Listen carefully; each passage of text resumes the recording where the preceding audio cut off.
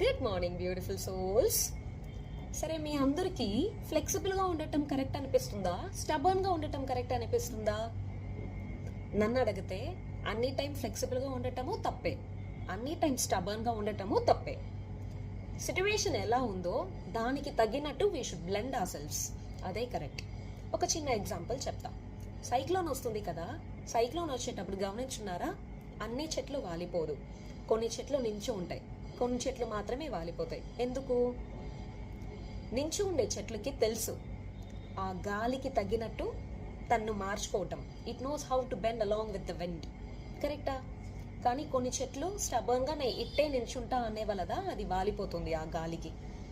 అలా మన సిట్యువేషన్ ఎలా డిమాండ్ చేస్తుందో you should blend yourself along with it. Sometimes stubborn correct, sometimes ఫ్లెక్సిబుల్గా ఉండటమే కరెక్ట్.